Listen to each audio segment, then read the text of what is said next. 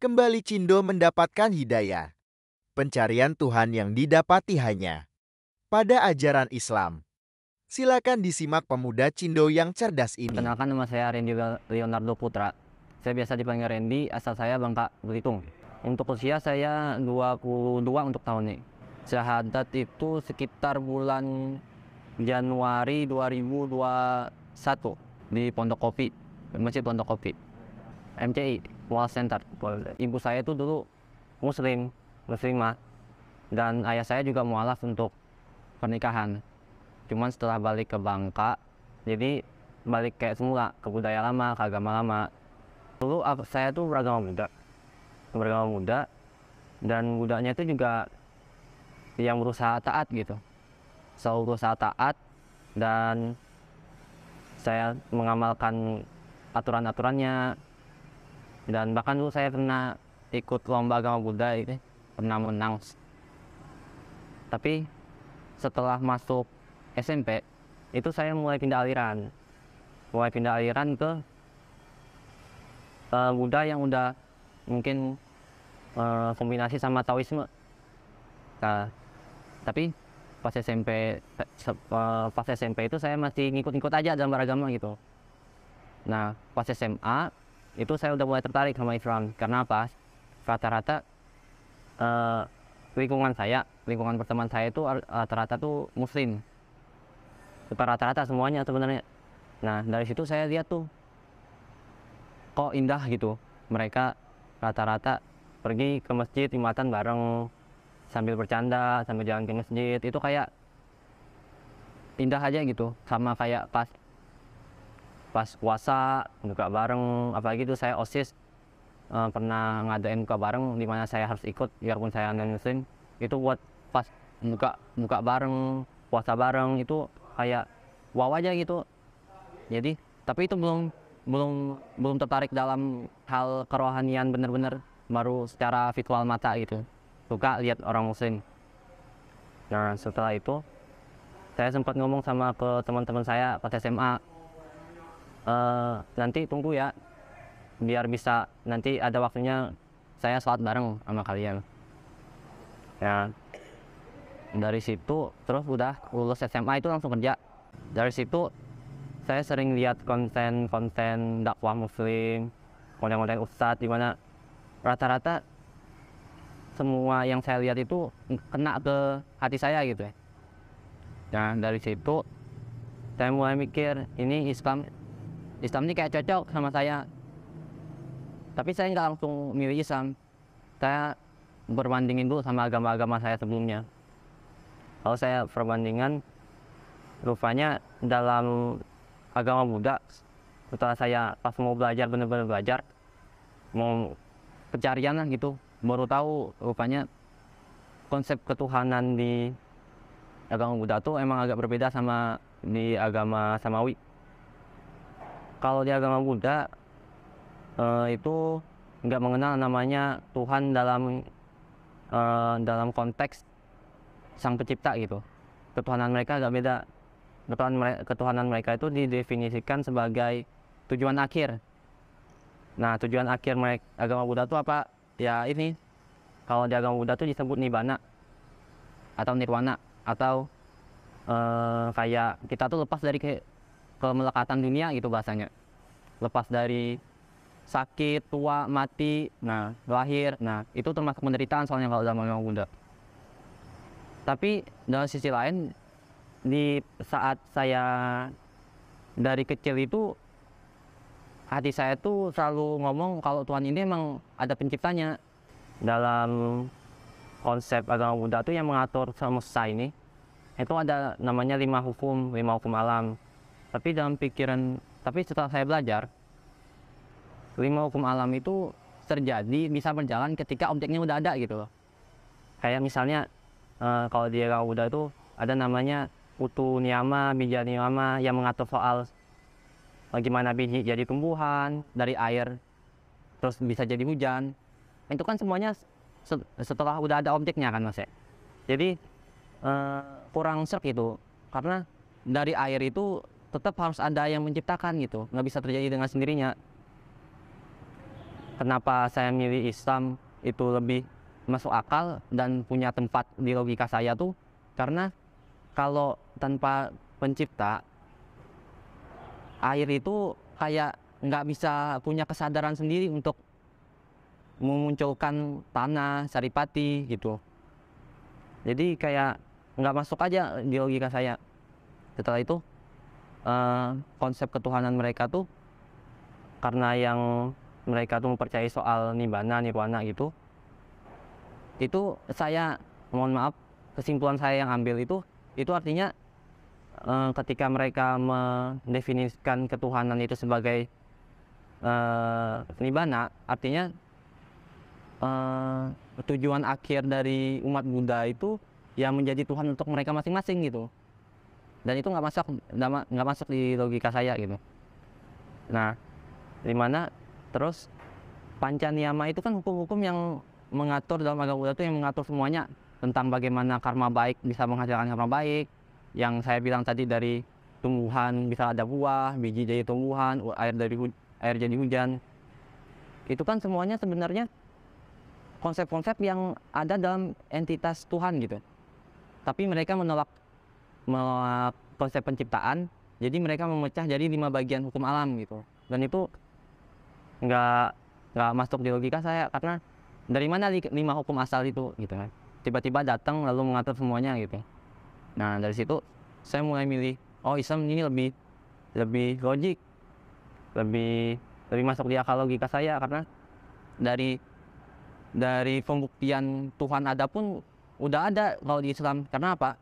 Kalau di Al-Quran itu kan ada tuh ayat yang menjelaskan tentang bagaimana api dalam air, bagaimana laut yang terpisah nggak bisa menyatu, terus orbit matahari, bulan yang selalu mengorbit pada porosnya, sama proses penciptaan dari sperma pembuahan, terus dari tulang dibungkus daging. Kalau dulu itu ngarang, saya mikir siapa yang bisa ngasih tahu Nabi Muhammad SAW tentang kejadian itu gitu. Sedangkan pada saat itu belum ada teknologi secanggih sekarang. Kalau yang bukan maha tahu, siapa lagi yang ngasih tahu Nabi Muhammad SAW? Nah dari situ saya mulai yakin nih sama agama Islam. Nah, tapi saya juga membandingkan sama ajaran yang lain yang pernah saya pendalami gitu. Yang Taoisme, kalau di Indonesia tuh kenalnya Ikhwan Tao. Jadi percampuran antara Konghucu, Buddhisme sama Taoisme. Nah, di sana biarpun mereka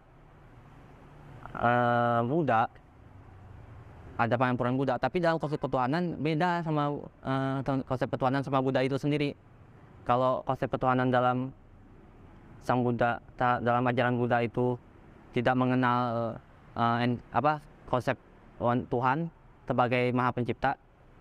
Tapi di Taoisme itu ada namanya Laumu kalau itu. Tapi nggak ada penjelasan lebih.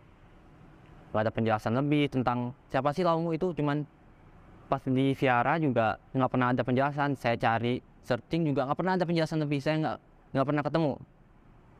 Yang ada soal pujian-pujian kepada Laumu. Terus ya udah, cuman konsep Laumu itu kalau bahasanya ibu suci kalau bahasa Taoisme, kayak seorang ibu yang melahirkan anak sama kayak, jadi Laumu itu melahirkan alam semesta gini. Itu konsep yang saya simpulkan gitu, yang saya pahami. Nah, tapi biarpun dia konsepnya benar-benar pakai konsep Tuhan sebagai Maha Pencipta, saya tetap memilih Islam gitu. Kenapa? Karena Islam itu benar-benar rahmatan lil alamin gitu. Soalnya kalau di Taoisme itu dulu kan saya di tasbih, kalau mungkin di baptis kalau bahasa Kristennya, kalau di itu namanya Nichiu Tao kalau bahasa Taoismenya. Nah itu tuh ketika kita mau dapat keselamatan harus Nichiu Tao dulu, terus dikasih rahasia-rahasia yang cuma dikasih, yang boleh diketahui oleh yang udah dibaptis gitu, yang berisi tentang bagaimana sebuah, pokoknya pegangan-pegangan keselamatan gitu. Tapi nggak boleh dikasih tahu orang yang belum dibaptis. Tapi kalau di Islam nggak. Al-Quran, semuanya itu bisa dijamah oleh orang-orang gitu. tergantung mereka tinggal mau beriman atau nggak ada kerahasiaan dalam Islam tuh, benar-benar untuk seluruh alam, seluruh umat manusia, seluruh makhluk gitu. Dari situ saya mulai udah makin yakin sama agama Islam. Tahun 2021 itu saya habis COVID itu saya mulai cari gimana sih yang siapa yang bisa bantu saya mualaf gitu. Soalnya saya bantu tanya-tanya ke yang muslim yang di tempat itu juga pada nggak tahu. Lalu saya cari-cari, oh rupanya ada lembaga Mualaf Center Indonesia. Saya cari kontaknya. Awalnya saya ngontak almarhum Coach Steven. Tapi sama almarhum Coach Steven dikasih nomornya Coach Seno. Nah dari situ saya ngubungin Coach Seno, terus janjian, nggak berapa lama ketemu di hari Ahad, udah itu syahadat. Alhamdulillah seneng ya. Soalnya kayak mungkin kalau orang lain, agama lain yang lihatnya Islam tuh banyak aturan gitu. Padahal kalau menurut saya aturannya tuh bener-bener kayak peduli itu sama umatnya gitu. Kayak kita tuh bener-bener dibedain gitu sama makhluk-makhluk lain. Aturan-aturan di Islam tuh bener-bener ngebedain kita sama makhluk-makhluk lain gitu. Kita kalau hewan makan aja, berkembang biak aja. Mau buang air aja. Kalau di Islam benar-benar diatur tuh. Kita makan nggak makan aja. Mau masuk kamar mandi nggak masuk aja. Kencing kencing aja. Jadi bahkan sedetail cuman pakai sendal pun diatur gitu. Jadi saya wah aja gitu sama aturan-aturannya gitu. Biarpun saya belum semuanya bisa istiqomah, tapi saya punya nih pegangan kalau suatu saat saya salah, oh ini yang benar gitu. Nah ya itu, dan itulah yang benar-benar jadi ngarahin saya hidup tuh lebih ke arah yang lurus gitu, benar-benar mengubah hidup saya gitu. Saya belajar, saya lebih mengetahui oh Islam ini sebenarnya benar-benar agama yang damai, nggak kayak media-media yang suka menggiring opini ke yang negatif. Jadi keluarga awalnya saya minta izin dulu dari ayah, dari papa tuh. Jadi papa awalnya mungkin dia oke, terserah karena itu pilihan hidup. Cuman dari ibu itu mungkin agak kurang setuju pas itu, karena dia mikirnya kalau saya udah Islam udah pasti saya nggak akan misal pasti sih kalau mereka meninggal duluan, saya otomatis nggak akan sembahyangin. Tapi saya bilang insya Allah berbakti saya nggak akan hanya sebatas itu, bisa berbakti lewat lain dari orang kita. Kalau untuk teman-teman banyak yang terkejut, ada yang nggak percaya. Soalnya pas saya ngabarin mau minta beberapa pendapat tentang Islam aja, mau bertanya, malahan ada yang saya assalamualaikum nggak dijawab, dikira saya masih non muslim gitu, dikira.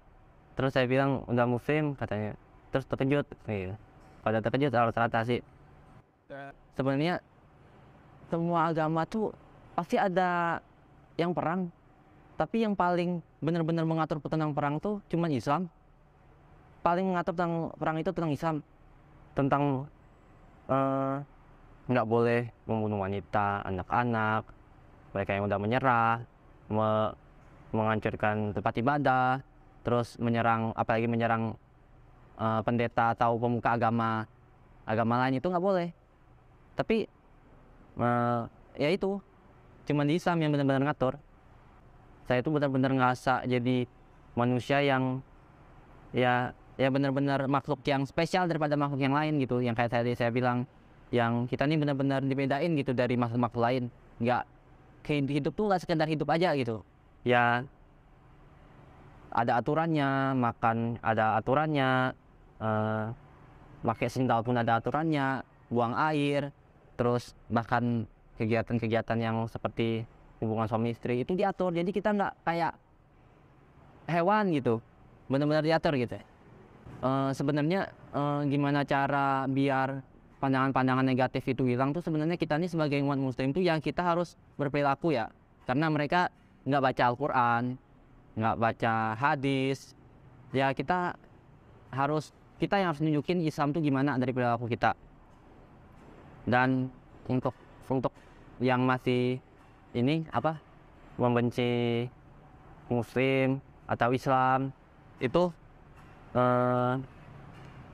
jangan lihat Islam dari pemeluknya, karena pemeluknya itu nggak sempurna, pasti ada salah. Kayak misalnya mungkin ada di daerah-daerah beberapa yang intoleran, mungkin yang ya itu mereka memang Muslim tapi mereka hanya belum paham gimana Muslim yang sebenarnya gitu. Mereka hanya masih belum mendapatkan ilmunya gitu. Nggak semuanya kayak gitu. Karena logikanya gini, kalau emang Islam yang ngajarin kayak gitu dengan mayoritas Muslim di Indonesia, nggak mungkin ada yang namanya agama-agama selain Islam. Tapi kan yang namanya oknum tuh itu pasti ada. Setiap negara lah, apapun agamanya, apapun yang jadi minoritas yang mayoritas, pasti ada yang kayak gitu selalu. Jadi kalau mau lihat agama Islam ya lihat di Islamnya. Untuk yang masih framing terhadap Islam yang masih negatif, itu belajarlah dari Islam itu langsung. Jangan dengar dari orang-orang yang memang membenci. Kalau mau totalitas membencinya, kayak Koendi, nah sampai khatam Al-Quran berapa kali malahan masuk Islam. Nah kalau mau totalitas benci ya sekalian belajar cari kesalahannya gitu. Totalitas buka Quran cari kesalahannya. Nah dari situ coba lihat kira-kira ada nggak kesalahannya, malahan nanti ada keajaiban gitu. Benci kamu tuh bakal jadi cinta, pujianmu tuh bakal jadi celaan gitu. Pujaanmu tuh bakal jadi pujian gitu.